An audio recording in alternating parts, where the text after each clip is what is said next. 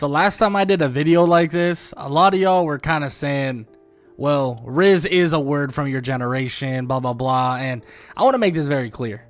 Yes, technically it is for my generation. I'm stupid and I didn't mean it like that. Now, it's not necessarily in my vocabulary the way it is maybe people a little bit younger than me being that I'm 21 years old, but that probably has a lot to do with the fact that I went through COVID at that particular part of my life.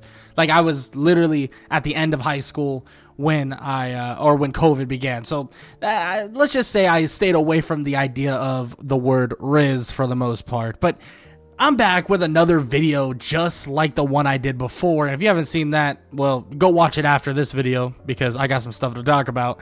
Because this is why Spider-Man's greatest superpower is his Rizz. Now, I want to start by saying this. Yes, Spider-Man has amazing superpowers. Yes, Spider-Man can do amazing things. Shoot, we even got something called the Amazing Spider-Man. But nah, his Rizz, his charisma, his ability to pull absolute certified baddies, that's what his greatest superpower is. And there is no debate. I don't want anybody debating with me. That is his greatest superpower. And I want to start with something extremely casual because you know me, I am the comment casual. So I want to start with actually the first Spider-Man movie we got with Tom Holland, which the first his own solo movie being that Spider-Man Homecoming. Now, Spider-Man Homecoming is an interesting one for me because this shows how much Rizz Peter Parker has as just a sophomore in high school. He was able to literally bag the most popular senior in the school. Like, that is completely and utterly certified. Like, she's not just even popular. She's not your normal popular where you're kind of, you know, maybe not the smartest in the world, but you're extremely pretty and, you know, head cheerleader maybe or something like that. No. Like, she's full package. She's everything. Like, she's extremely smart. She's also, you know, extremely popular, head of academic decathlon, stuff like that. And basically everyone loves her and she has a bright future. That's basically what I'm getting at. And a sophomore, yes, a sophomore Peter Parker is able to literally bag her on multiple occasions. It's kind of wild that he was able to do that, in my opinion, because I don't know about you, but when I went out of my way to ask out a senior as a sophomore, I definitely didn't get anywhere near as close as he did, basically with so much success. Now, shoot, even back in high school when I asked the girl to homecoming, her friends laughed at me. So, you know what? Maybe I should stop.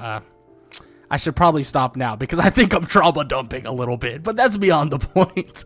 Yeah, so let's just say that being a sophomore in high school, I mean, I think a lot of us can agree that we were pretty damn awkward as a sophomore in high school. Shoot, I'm sure there's some of you that are going to be like, no, I was a perfect Chad. I was this, I was that. No, but most of us were a little bit awkward as a sophomore in high school. Maybe we grew into it a little bit more when we were juniors and seniors. But geez, a sophomore in high school bagging a senior in high school is kind of unheard of for the most part, especially when you're talking about what kind of level she was. I mean, she was like the most popular in the school and all of that. And by the way, I know I didn't say her name. Most of you know who it is, but it was Lizzie. Now, we know her, Lizzie Allen, but still, it doesn't really matter that we know her name or not. But in Spider-Man Homecoming, it definitely shows the type of Rizz that basically Spider-Man has, and it's absolutely insane. Now, obviously, we have the normal love interests. We have the Mary Janes of the world, and I'll start with the MCU version of it because, let's be honest, this is a crazy bag as well. I mean, it's literally Zendaya, and shoot, the actor literally bagged her in real life as well. Yeah, I mean, I think he's a pretty lucky dude, if I'd say so myself. And I'm not saying this from a place of being extremely lonely because I have nobody to... okay, I'm trauma dumping again. Sorry about that. Okay, Mary Jane is probably the first person, really, like I said, people think of when dealing with Spider-Man's girlfriends. And most adaptations of her are pretty damn great. I really enjoyed the MCU version of her because I thought she was, you know, very normal girl, but at the same time was just like flat out an amazing like love interest and had crazy chemistry. But also there's other versions of her or other adaptations like comics and movies, whatever, that are literally or that literally have her as a supermodel, which is pretty wild in its own thing. And yeah, most of her versions of her are extremely awesome and extremely good.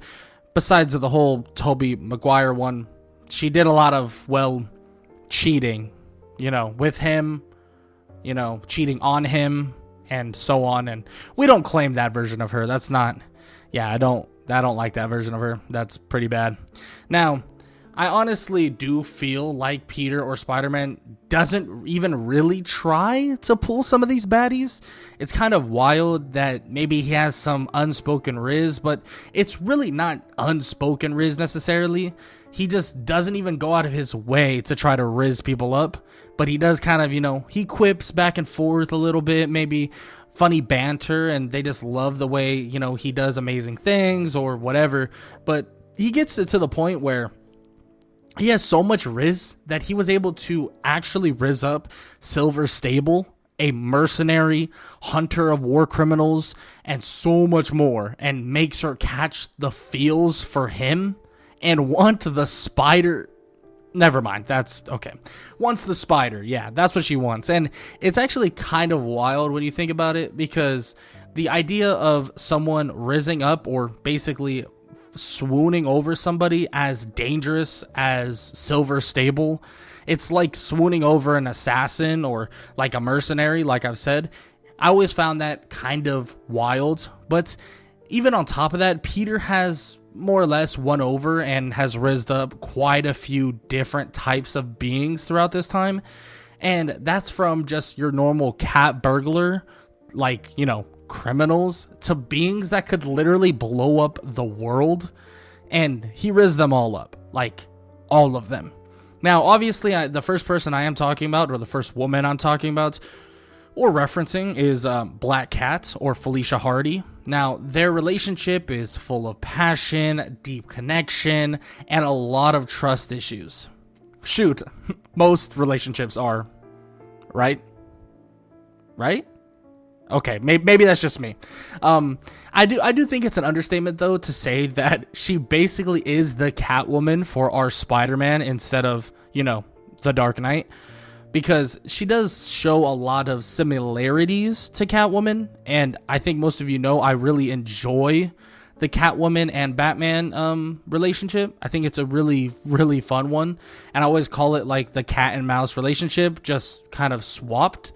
Because Catwoman, yes, she is Catwoman, but she is kind of the mouse in this situation because Batman chases her around. But of course, we're not talking about Batman. Spider-Man's kind of in the same way. You have the Black Cat and you have Spider-Man, and Spider-Man's kind of the cat in the situation where he has to chase her down because of the crime she commits. But I'm not going to lie, their chemistry on the pages and on multiple occasions is normally extremely good. I mean, we even saw a adaptation of Black Cat in the Spider-Man game, which is amazing. I know there's a couple different adaptations in different Spider-Man games, but the Insomniac Spider-Man games, that version of Black Cat's awesome. I mean, I think I was over head over heels for the idea that we got a Black Cat in a Spider-Man game. But yeah, she is definitely one of my favorite love interests for Spider-Man. And it's not just because she's a flat out baddie, like I said, but yeah, their chemistry is just amazing, just overall. And it's just awesome to see, especially because I love the dynamic of a hero, or kind of like a vigilante, which that's what Spider-Man basically is, and also a criminal. But it's not your standalone normal criminal, right? It's not the criminal that is like a supervillain criminal. That's kind of where it feels like it's okay for them to have some sort of relationship, even though she is doing quote unquote bad things. I think all of us understand that not all evil doings are equal. I mean, I think that's pretty obvious, but at the same time, you're still a criminal. If you steal or if you kill, it's the same thing in terms of basically not punishment, but still the same thing based on label, right? So you're still a criminal, but it's more of like a cat burglar. That's why we call her that. Now, on the flip side of dating cat burglars or, kind of criminals, he does date, or has dated, at least gone on a date with superpowered beings. And I've said this already, like planet busting, maybe universal type of beings. I mean, Spider-Man literally goes on a date with Captain Marvel, who's extremely powerful. And they do this when they are in close proximity in terms of dealing with the Avengers, or actually being on the Avengers. And you see that Peter has a wildly diverse type in terms of like the different women he can pull. I mean, he pulls practically every single woman. It's pretty crazy in my opinion.